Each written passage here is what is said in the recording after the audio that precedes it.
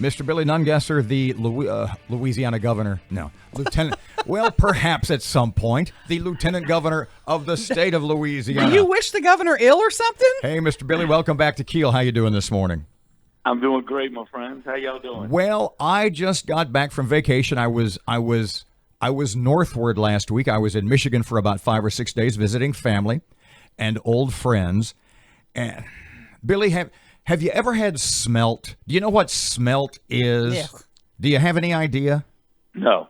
It's Don't do it, Billy. It's a fish, and they fry it, and it's about the length of your thumb. It's a minnow. It's basically like eating goldfish.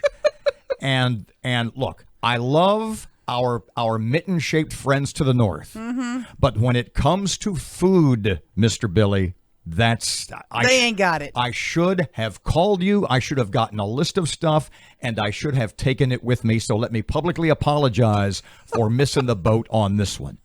Well, that's good news. That means they won't outdo us on the food end. No.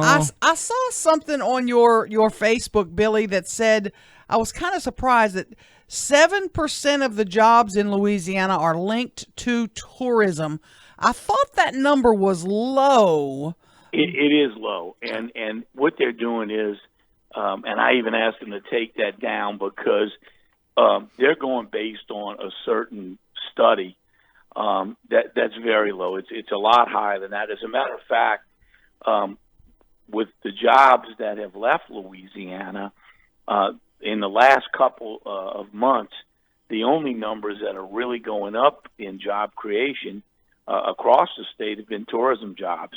We've seen gains in every region in the hospitality industry month after month, where some areas of the state are seeing decreases. We're making up and exceeding those losses in some areas. So, yeah, that was, the people that take care of the Facebook pages and stuff pull these numbers out and throw them out there without really looking at where they're coming from. So, I got a couple calls on that. It is a lot higher than that, and we're going to be fixing that and putting the right numbers out there. The numbers for our community, Billy, don't look good. We're down 2,000 jobs in Shreveport-Bossier from a year ago. I was curious if you know, are those jobs that we're losing, you say it's not in the tourist business. Are we losing jobs from one particular area, or is it just our community is sluggish economically? Well, I spoke to the trucking industry a while back, and I go speak to every group and ask them, what can I do to help their business or help them? And they can't get insurance in Louisiana. And several companies at this event have already moved to Mississippi.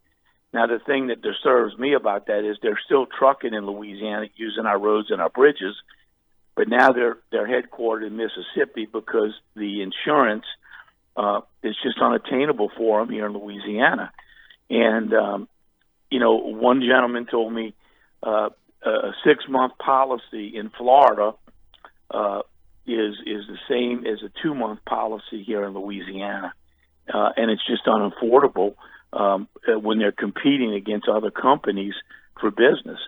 And I think we've got to seriously take a look at that. There's a reason why every ad on TV and every billboard and everything is sponsored by the lawyers. And it's not that you want to put them out of business, but there's got to be a level playing field to make Louisiana more competitive for getting insurance. Do you ever, and maybe you don't want to tell me this or not, but do you ever sit down with the governor and have a cup of coffee or a beer and talk about this and talk about, hey, we really have a job growth problem? I do. Listen, I've got a good working relationship with the governor, and I'm not one to hold my tongue when I think things need to be done differently. I think it's there's a lot of influence in Baton Rouge in not changing some of the laws. It's kind of tough when if you get in a wreck today and you're hurt and you go into the courtroom, you can't tell a jury that you were breaking the law and not wearing your seatbelt. That's unbelievable. But in Louisiana, you can't tell the jury that you didn't have your seatbelt on. You probably wouldn't have been hurt as bad had you worn your seatbelt. and you're going to still get an award of some type, but not the ridiculous awards some of these juries are awarding people.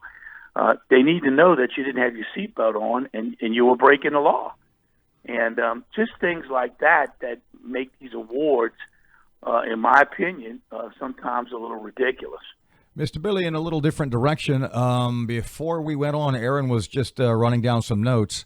Did you mention that he has received the endorsement? Was it the National Republican Party? It was the GOP. In the in state, your reelection right? bid, you got to be real happy with that. Not only for your reelection desires here in the state, but bluntly speaking, making a few connections for down the line, possibly. But I am. The Alliance for Good Government, LABI, several of the PEC Republicans around the state and the state party endorsed me, and I'm real thrilled and honored to have those endorsements.